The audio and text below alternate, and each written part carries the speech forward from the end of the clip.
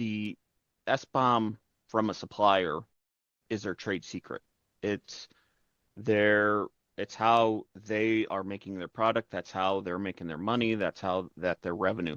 And so at the end of the day, the question would be, hey, what's the best thing that you could get from the supplier? Well, it would be that SBOM, but unfortunately, you're not being able to get that because that is the secret sauce. That is the trade secret, and that's the intellectual property of the supplier. And so next best thing is going to, possibly going down the line, those contractual agreements, making sure either through interface agreements or purchasing agreements or whatever it may be, is to ensure the compliance piece of it, that your suppliers are ensuring best practices or have some type of program in place. And so really that's what we're potentially looking at, is to make sure that you have your contractual obligations in place, especially and updated, in order to ensure that as we have this changing environment, both from a regulatory standpoint, but also just a technological standpoint, that those agreements are updated and ensured to be in the proper, environment would be the best way to put it. Amen. Yeah, no, for sure. I think there's tier one, tier two, and tier three suppliers, right? I think tier one suppliers are often in the same position as OEMs, right? Because they don't have the full visibility into what their suppliers are delivering, right? And so asking a tier one for a complete SBOM often kind of surfaces this gap kind of quickly, right?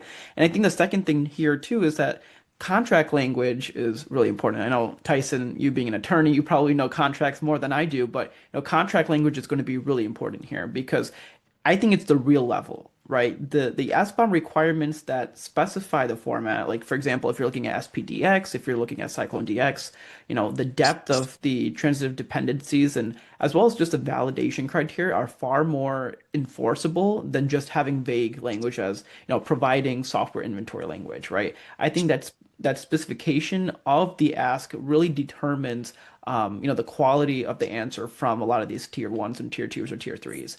And, the validation side of it, when it comes down to validating supply SBOMs, that's as important as receiving them because, an SBOM that arrives in kind of like a non-machine readable format without any version pinning or that clearly is auto-generated, right? Without any transitive or dependency coverage, it's not really operationally useful. And I think this is kind of where regulation is going to be playing a big role when it comes down to, what leverage a lot of these OEMs realistically have going forward. Absolutely. And, certainly from an OEM's perspective, if they do receive binaries, they could generate an SBOM from that.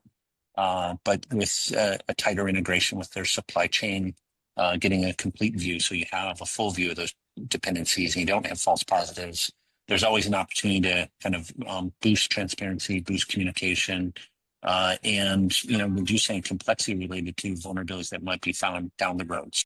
The SBOMs are a vehicle to boost that transparency and engage that discussion.